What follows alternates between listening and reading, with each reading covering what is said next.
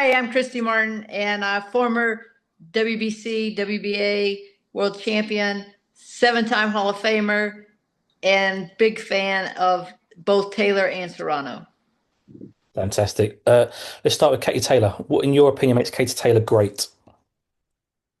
Well, what makes Katie Taylor great is probably more than anything her work ethic and her desire. Like she 100% works her butt off each and every round, each and every day. She's out there. Um, she's really good at everything. Maybe she doesn't have that one thing you don't say, oh wow, she's a knockout puncher, but she's or she's lightning fast, but she's really good at everything. And what makes Not at one specific thing. She's good at everything. and what makes Amanda Serrano great? So it's the same thing with Serrano. I mean, both of those fighters work their butts off. Serrano, I think, has a little more speed. She might, when you look at them, you think of her as being more athletic. I do anyway. She's got a little faster hands. She's smaller, so she has to work a little harder against someone like Katie Taylor. But man, both of them are such good fighters. It's hard to like pick or to say one's better than the other. As we've seen, they're very equal. Absolutely. Let's just reflect on fight one and two. I think it was after the first fight I spoke to you, and you said that is the greatest female fight of all time. Just talk to me about one and two, put them both together, and talk to me about how you found the fights. You know what? One and two, they do go together. It's just like 20 rounds. It's not nothing changed really from one to two. Um, I think we saw in two, we saw Amanda Serrano with that massive, nasty gash, and a lot of people probably thought, oh, she would lay down, she would quit, she would lose a little pep in her step. She just fought harder.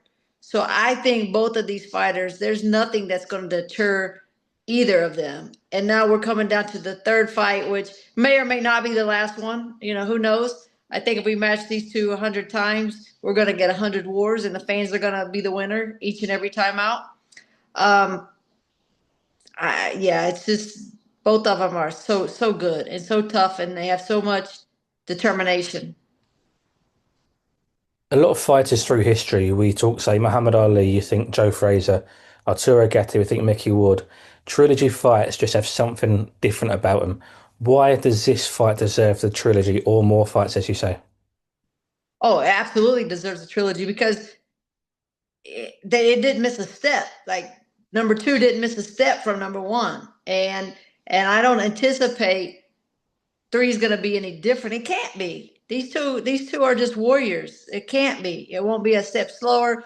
It'll be. It's not going to be more tactical. It's gonna. Both of them have to go out there and prove themselves. So it might be the best of all. If there could be one better than one and two, it maybe it will be. I kind of almost think that it might be. It might be more competitive. Both of them know that this is like their last, probably the last chance at a big fight like this, and they both want to put their statement on. Hey, I am the best female fighter out there right now. I think every boxer needs that perfect dance partner. Are these two the perfect dance partners for each other? Absolutely. And that's it. That's what really sets everybody aside. Like you named all the great trilogies we've seen. And thank goodness for these two. They not only had a potential dance partner, but they had a willing dance partner. They had somebody that would step up and take the fight. They didn't just talk about fighting. They're doing this. And they didn't do it just once. They've done it twice, and now they're set up to do it for the third time.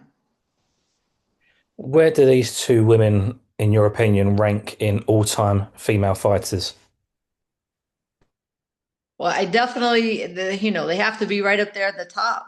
Not only skill wise, but you have to take everything into account. Skill, their determination, their dedication to the sport, but their willingness to go out there and prove that they're the best.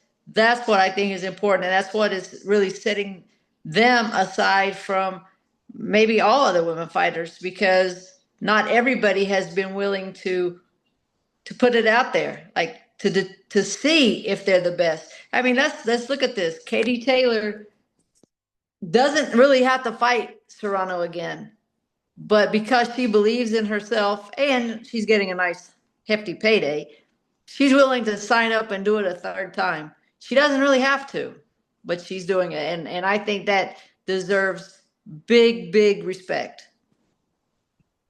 You mentioned that Katie probably doesn't have to take this fight.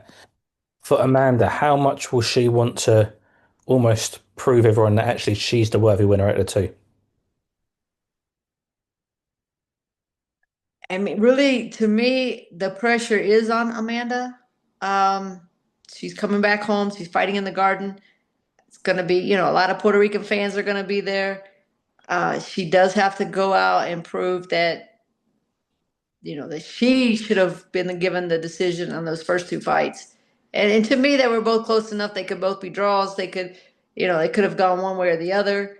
Um, but I wonder if Serrano had got the decision, would we be seeing three?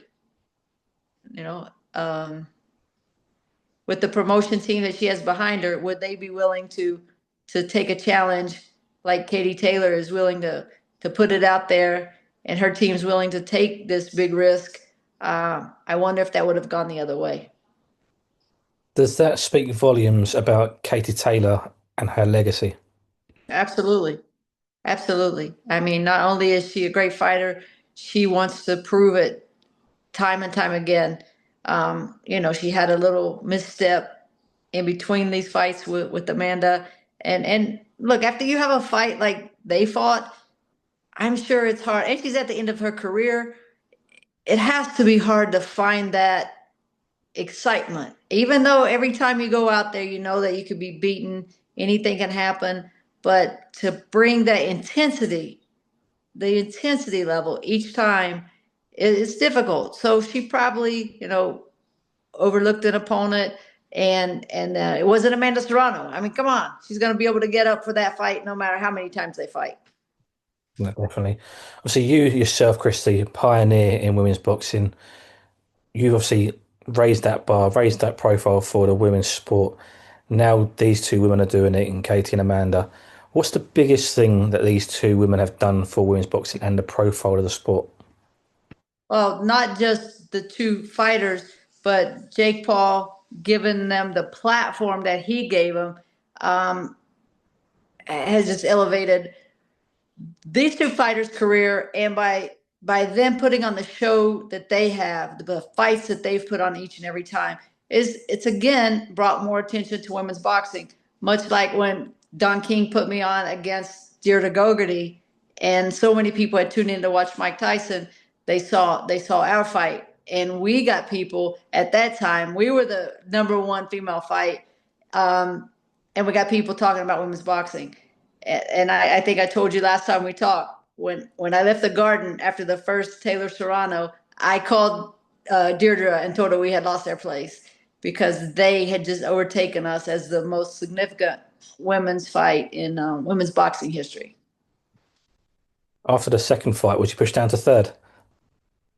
So we're going to see what happens on the third one. Each and every time they again, I think if they fight 100 times, we're going to get 100 great fights. They're just evenly matched, and not just matched with skill, matched with heart, matched with courage. And they're both determined to go out there and show the fight fans that they are the best that's out there doing it today. You'll know yourself as a former fighter how hard it is to dedicate yourself to the sport, training camps, etc. These long, hard, grueling fights. And you mentioned earlier, these two fights have been wars so far. Just talked about the standard. How impressive is it, the standard of the fights that these two women are having and continue to have? It's very impressive. It's impressive that, I mean, their skills are unmatched, but it's more than skills. It's about the energy, the excitement, the determination that they bring to the ring. I mean, they want to put on a good show for the fans. That I feel like that's important. Especially Amanda talks about that. Talks about her fans and putting on a good show for the fans and excitement. I think that's what keeps bringing people back to this fight specifically, but it's also given people the opportunity to open up their minds to women's boxing, and they're taking notice of other women fighters as well. It's just so far we haven't seen anybody quite like Taylor Serrano. And just finally, Christy, I'm going to ask you for a prediction and ask you who's got the edge heading into this fight because is it Katie mentally knowing she's got the victories? Is the pressure going to make Serrano crumble or is it going to make a diamond? What do you think is going to be the outcome of this fight? I think it's going to be another very close fight, and it'll probably be the fight where you're going to have half the people, oh, I think Amanda won. I think it's going to be the same thing. But I think Father Time might be catching up a little bit with Katie. Um, Maybe just slowing her down a little bit, and that'll be just enough for Amanda to come in there and squeak out a very close victory.